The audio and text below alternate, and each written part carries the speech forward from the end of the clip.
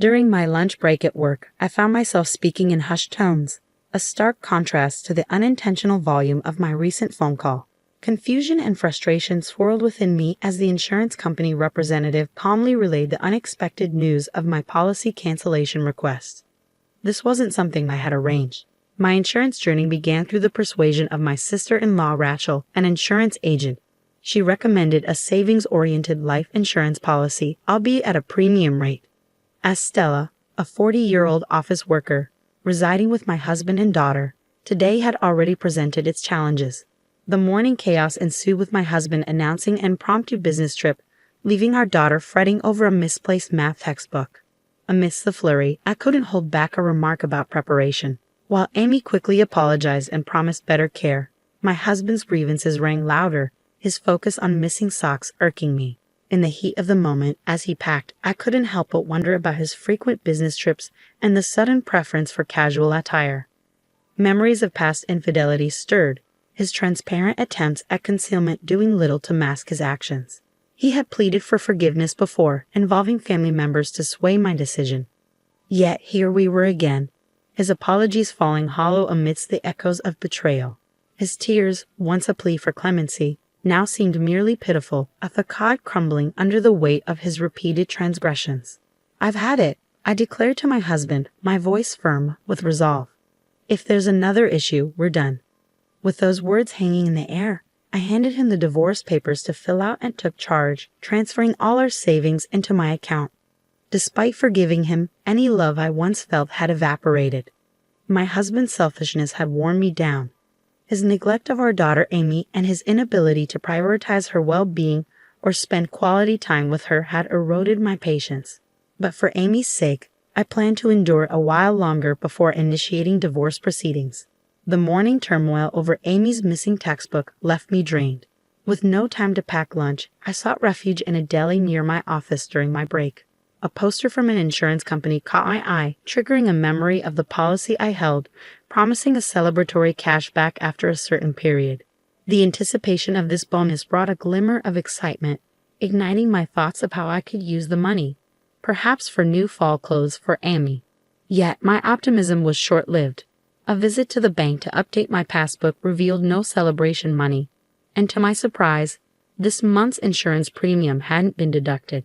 Suspicion crept in, fueled by my husband's shady actions earlier that day. A call to the insurance company, only to find my sister-in-law Rachel absent, led to another woman explaining the cancellation of my policy. Despite her assurances of paperwork being in order, I sensed something amiss. The absence of any deposit for cancellation fees further fueled my doubts. The implication that the insurance company bore no fault in the matter only heightened my suspicion. It was clear. I needed to make my stance unequivocally clear. I had never intended to cancel my policy, and I made that clear when I called the insurance company back.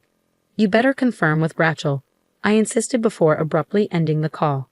With my lunch break slipping away, I barely had time to touch the food I bought from the deli. But hunger was the least of my concerns.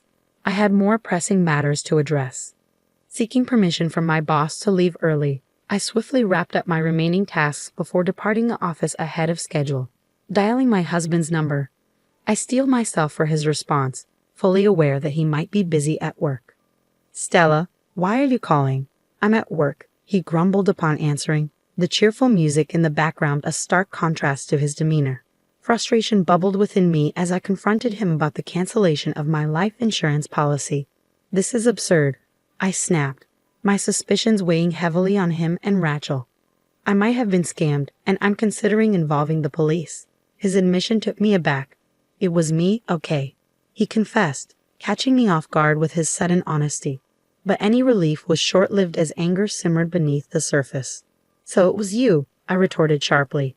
"Where's the cash value then?" His response about using it to support his mother only fueled my frustration. "Support?" I repeated incredulously. "Did something happen to her? Why does she suddenly need money?"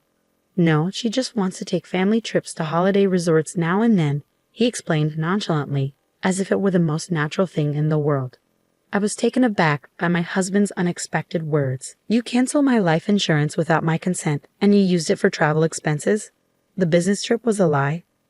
I questioned, incredulous at the revelation. Yeah, I'm the beneficiary, so I don't see a problem, he boasted, his excitement palpable as he described the luxury hotel lobby he was currently in. It seemed as though being caught red-handed only emboldened him. Frustration surged within me as I attempted to reason with him. Why did you cancel without my consent?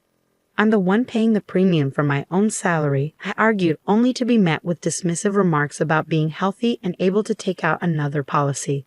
His lack of understanding left me with a pounding headache. Do your parents and Rachel know that you cancel my life insurance without my consent? Didn't my father-in-law say anything? I pressed, hoping for some semblance of accountability. But his nonchalant response only fueled my irritation. Rachel is obviously an accomplice. You and Rachel forged my handwriting and stamped it, right? I accused, dismayed by their apparent disregard for my consent. His attempts to justify his actions fell flat. I want to take a break and have some fun once in a while. It's okay, right? We came on a family trip and everyone's happy, he insisted, oblivious to my concerns. The exclusion of Amy and me from his definition of family stung. Isn't your family Amy and me? Insurance is for emergencies and I'd be happier if I didn't have to use it. Shouldn't you consult me first if you want to support travel expenses? I countered, growing increasingly exasperated by his childish excuses. His refusal to acknowledge the gravity of the situation only fueled my frustration. You're making me not want to talk by getting angry like this. What a pain in the ass if you keep up this bickering, he retorted, further straining our already tense exchange. I wouldn't mind getting a divorce. I muttered under my breath, contemplating the possibility. I bet you couldn't pull it off. My husband's newfound assertiveness, perhaps fueled by the tourist ambience, didn't escape my notice. Understood, I replied tersely before ending the call. The resolve within me solidified as I silently vowed to retaliate against my in-laws and my husband for their betrayal. My patience, worn thin by years of forgiveness, had finally reached its limit. What I had once perceived as a normal family dynamic now revealed itself as a facade of deceit and manipulation. It was time to sever ties. Without hesitation, I made my way to the courthouse. Clutching the divorce papers my husband had filled out, a symbolic talisman of my newfound determination. Submitting the papers, I took the first step towards liberation. Collecting my daughter Amy from her after-school program, I broke the news gently, explaining the impending divorce. Amy's initial surprise gave way to acceptance as she processed the information. Upon arriving home, Amy's innocent question caught me off guard. So, Dad isn't coming back home anymore? She asked, prompting me to clarify the situation. Your dad won't be back tonight because he's on a business trip. We're getting divorced, so we'll be living separately, I explained gently, unaware of the depth of her understanding. Her immediate response surprised me. Then let's start packing right away, she urged, her determination evident. Confusion swept over me until her next words brought clarity. You're breaking up with Dad, right? You don't have to cry anymore. I don't like him because he's always mad, she confessed, revealing a hidden layer of her resilience. Realization washed over me as I understood her silent efforts to prevent our fights. Amy, did you always try to stop us from fighting because you didn't want me to be sad? I asked, touched by her unwavering support. Of course, she replied simply, her words a testament to the strength of her love. I had resolved to endure the marriage for Amy's sake, but her revelation shattered that resolve. It was evident she had been silently shouldering the burden of our strained relationship.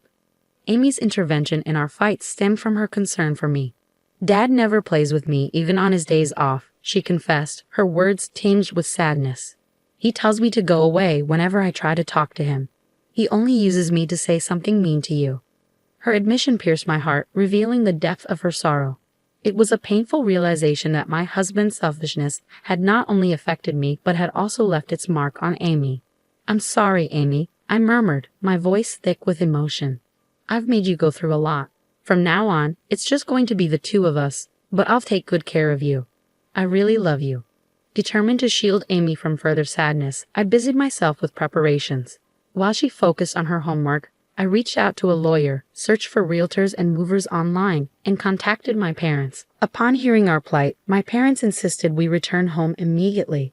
Amy doesn't have to transfer schools, my father assured. And tomorrow morning, I can borrow a truck to help us move our things. With their support, I began the process of transitioning our lives. I informed the landlord and Amy's school of our relocation, deciding to tackle the paperwork gradually. And with work, I requested a vacation day for tomorrow, signaling the beginning of our new chapter. I was determined to get everything sorted before my husband returned home. The next day, with the help of my parents, we swiftly relocated our belongings to their house. By the time my husband arrived, only his things remained in the apartment, leaving behind a note stating our divorce and our new status as strangers. I departed without looking back, anticipating his inevitable shock. The feeling of triumph washed over me as I reflected on the smooth execution of my plan. My ability to prepare for the divorce seamlessly stemmed from my prior research and readiness, honed during his previous infidelity. I had made it clear to him then, if there was a next time, there would be no discussion, only divorce. We had agreed that I would retain custody of our daughter and all shared assets. And so my daughter and I embarked on our new life at my parents' house. A few days later, a frantic call from my mother-in-law startled me.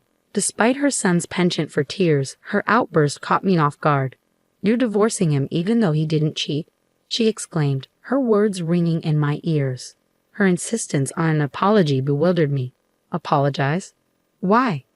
I responded, struggling to comprehend her demands. The abruptness of my question seemed to catch her off guard, silencing her momentarily. As she attempted to reassert herself, I found myself questioning her identity. "Who are you?" I blurted out, unable to shake off the suspicion of a potential scam call. Her hesitation only fueled my uncertainty. "If you don't identify yourself, could this be a scam call?" I challenged, refusing to yield until I was certain of the caller's legitimacy. I decided to seize upon my slip of the tongue. After all, now that we were divorced and strangers, there was little point in engaging in serious conversation with those who unilaterally canceled a life insurance policy. "Don't be ridiculous, Stella. If you're going to take that attitude, I have a few things to say too," my mother-in-law retorted, her fury palpable. But her anger didn't faze me. "What are you talking about? Do you think you can just do something like that?" I challenged, refusing to back down. I had an agreement with him. If there was any issue, we'd divorce immediately, and he told me on the phone that we were getting divorced. My words left her speechless, and I seized the opportunity to press on. If he wanted to go on a trip, he should have just talked to me about it. Why did he have to commit a crime? Is your whole family looking to end up in jail or something? Canceling life insurance without consent qualifies as forgery. You know that could lead to imprisonment from 3 months to 5 years. So I'm ready to fight this thoroughly. I don't want to hear about how his family has no savings or how they're poor. My husband might have just done this nonchalantly, but that's precisely why I can't forgive him. The mention of imprisonment seemed to catch her off guard, and she faltered, but it was too late. I hung up and blocked all calls from my husband's family. After that, my husband was so shocked by the divorce that he voluntarily left his job and became a shut-in. As for the life insurance issue, we utilized the financial ADR system, which successfully resolved insurance-related disputes outside of court. Rachel, my sister-in-law, faced disciplinary action and was fired from her insurance company. The incident even made minor headlines, causing the in-laws to become the talk of the town, shamed by relatives who told them to have some common sense and shame. Both my husband and Rachel found themselves unable to work and in a financial crunch. Meanwhile, I was living freely with my daughter Amy back at my parents' house. Determined to make up for the hardships Amy had endured, I showered her with plenty of love.